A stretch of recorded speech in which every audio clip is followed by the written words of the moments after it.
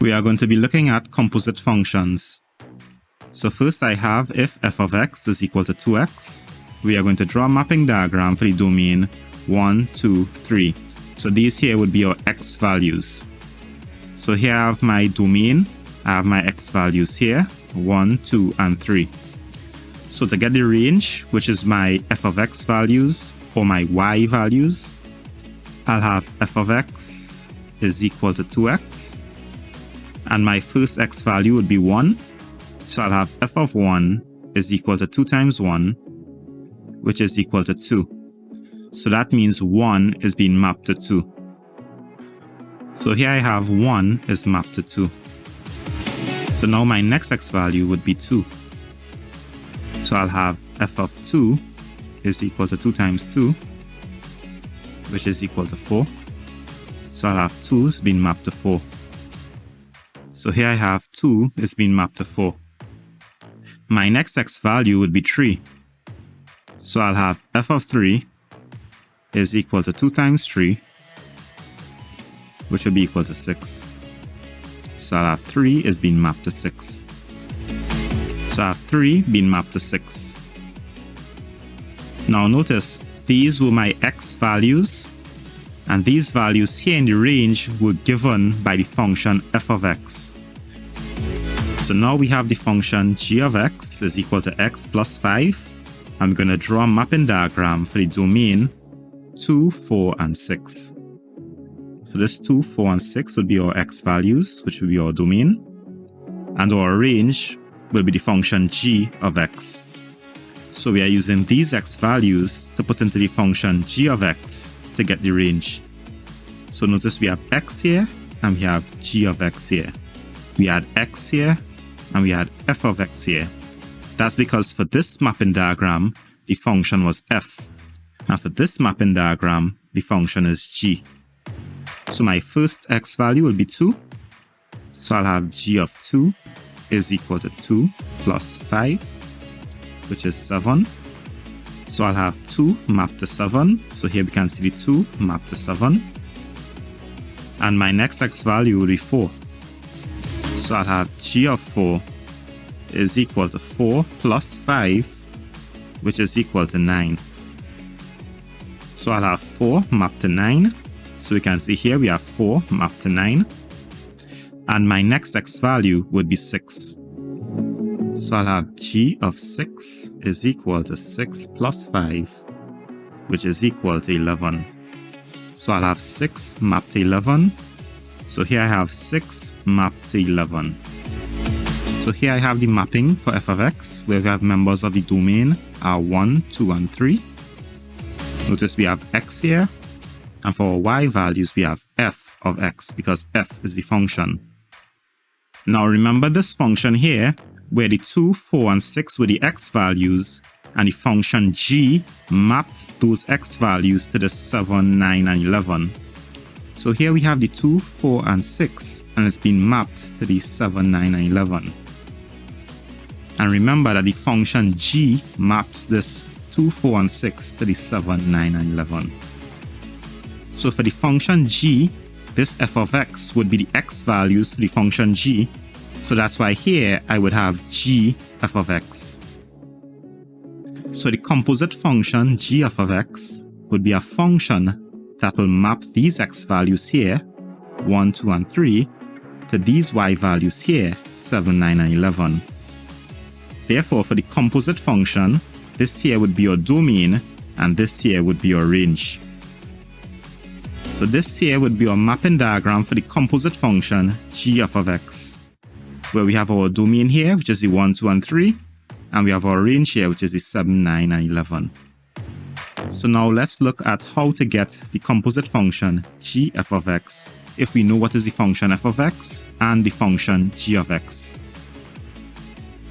So we have if f of x is 2x and the g of x is x plus 5, we want to find the composite function g f of x, and we want to draw a mapping diagram for the domain 1, 2, and 3, which would be our x values. So I'll have my composite function g f of x will be substituting the function f of x into the function g. So where I have f of x, I'll be replacing it with what f of x is equal to, which is 2x. So I'm replacing the f of x with 2x. So this would mean in the function g, wherever I have x, I'll be replacing it with 2x. So g of x is x plus 5. So where I have x, I'll be replacing it with 2x. So I'll have 2x plus 5. So my composite function, gf of x, is equal to 2x plus 5. So now I'll draw my mapping diagram where I have the set of values for my domain are 1, 2, and 3, which will be my x values, and my range will be given by the function gf of x. So when x is equal to 1, we have gf of x is equal to 2x plus 5. So gf of 1 is equal to 2 times 1 plus 5. So 2 times 1 is 2 plus 5, which would be 7. So we'll have 1 being mapped to 7. So here we see we have 1 being mapped to 7. Then our next x value is 2. So we'll have gf of 2 would be 2 times 2 plus 5. And 2 times 2 is 4 plus 5 would be 9. So here we have 2 being mapped to 9. So here we see 2 is being mapped to 9. And our next x value would be 3. So we'll have gf of 3 is equal to 2 times x, that's 2 times 3, plus 5. So 2 times 3 is 6, plus 5, and that will give 11. So here we see we have 3 being mapped to 11, so 3 being mapped to 11. So this is our mapping diagram for the composite function gf of x.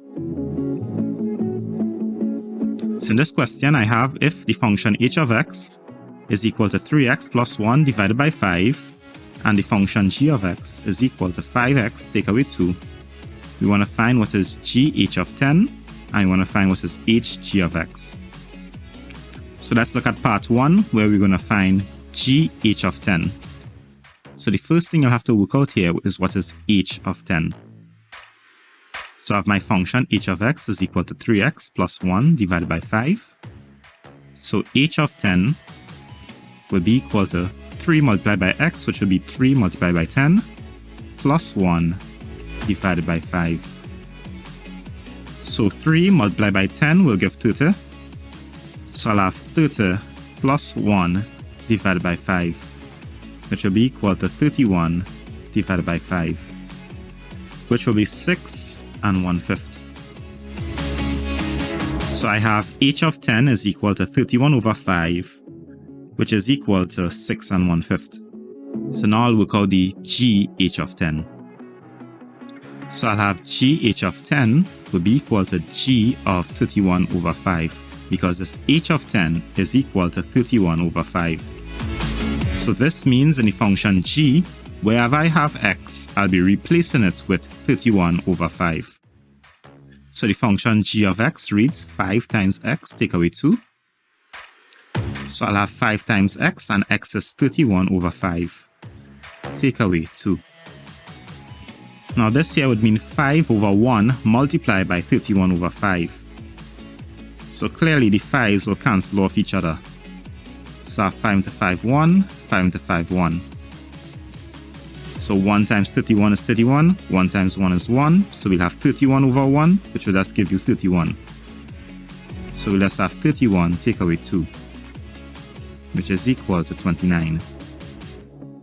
So g h of 10 is equal to 29. And now for part 2, we want to find what is h g of x, which would mean substituting the function g of x into the function h.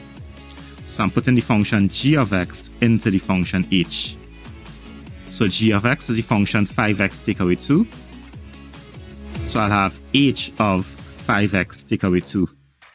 So if I have x in the function h, I'll be replacing it with 5x take away 2. So the function h reads 3 multiplied by x plus 1 divided by 5. So you can see my function h of x, 3 times x So I have 3 times 5x take away 2, because we are replacing the x with 5x take away 2.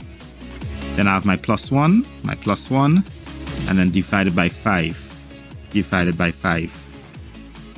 So now I'll expand and simplify. So I have 3 by 5x, and that will give 15x. Then I'll have 3 by negative 2, and that'll be negative 6. Then I'll write back plus 1 divided by 5. So this negative 6 plus 1 will give negative 5. So I'll have 15x, take away 5, divided by 5. Now we can simplify this further because I recognize that 5 is common in the numerator and can be factored out. So I'll have 5, open brackets, and I'll have 15x divided by 5, and that will be 3x. And then I'll have negative 5 divided by 5, and that'll be negative 1. Close brackets, divided by 5. And now these two 5s will cancel off each other. So what we remain with is 3x take away 1. So this would be a function h g of x.